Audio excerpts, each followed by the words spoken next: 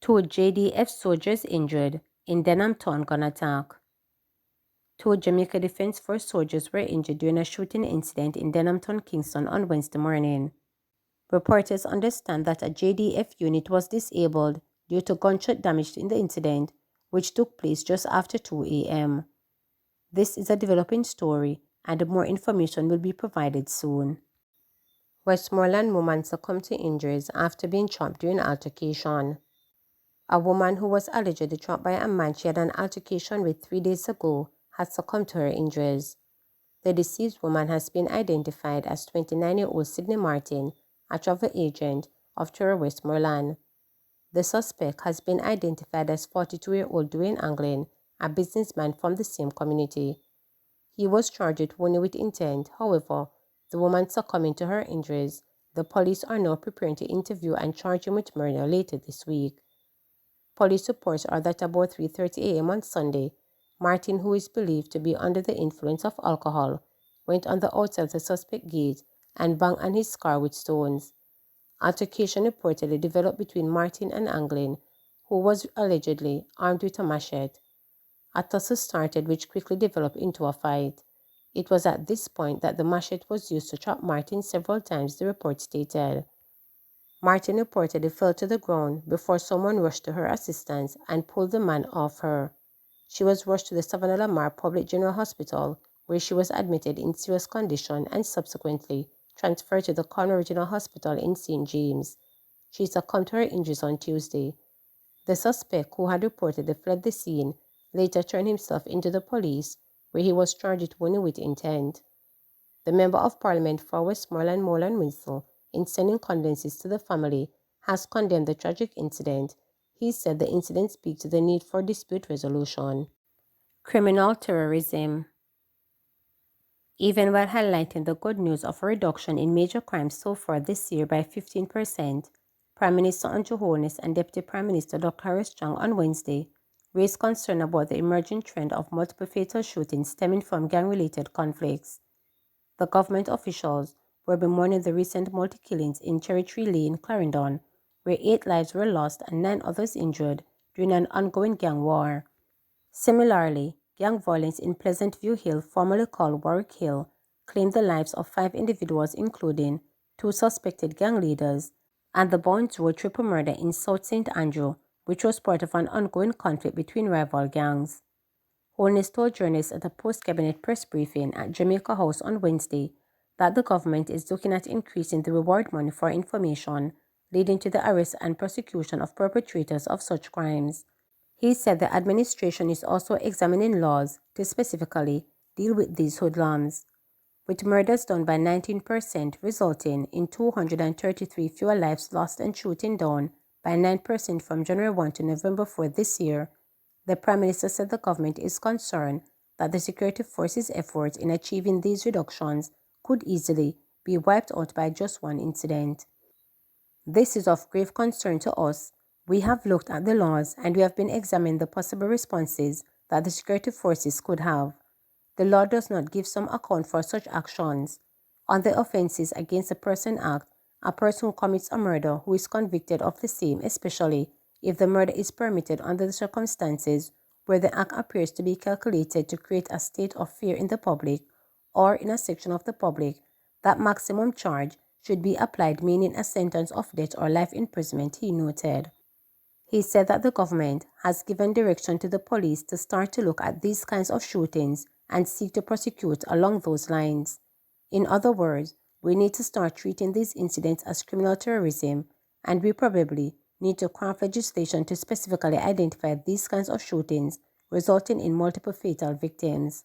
So we are examining the legislation to see how we can craft specific laws around that, or whether or not we actually have legislation that can be used together to create that impact, he noted.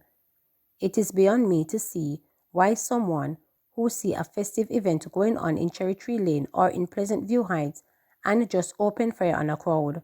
What other season could there have been aside from just the sheer inhumanity and savagery other than to create fear in the community and the public? Terror is the word for it, and therefore, these persons are not ordinary criminals. They are your worst kind and should be pursued with extreme prejudice, he added, reminding that a reward of $25 million was put up for the Cherry Tree Lane incident. The Prime Minister said the government will continue to incentivize the public to share information by increasing the reward being offered relating to such incidents. We will look at the budget and see what we have, but we must incentivize the sharing of information, and any shooting that is of multiple victim shooting, there will be a substantial reward for the public for anyone who will give information leading to the capture and arrest of anyone who is involved, including persons who provide information on those who aid and abet in any way those persons who commit those crimes, he stated. In the meantime, Chang, who is also National Security Minister, said the incident, which was deeply concerning, are not random acts of violence, but are linked to conflicts between organized criminal groups involving gang activities, drug trafficking, lottery scamming, and gun running. He said the JCF is working tirelessly to maintain peace and security and bring the perpetrators of these heinous acts to justice. We understand the gravity of the situation, and we're treating each incident with the utmost priority, he noted. The police have seen significant reduction in incidents of multiple murders. While the recent three have shaken the society in a sense, it is more a reflection of the fact that the society is hearing less about multiple murders than when they happen. It does create a source of social shock, and indeed, we are concerned about them as everybody in society, he noted. At this point last year, there were 78 incidents of double murders and 156 victims. This year, there have been 40 such cases and 80 victims. Quadruple murders have been half of the 4 incidents, with 16 victims, to just 2 incidents resulting in the same 8 victims. This reduction in major crime numbers reflects the effectiveness of our strategies to reduce gang-related activities and violent crimes, he noted.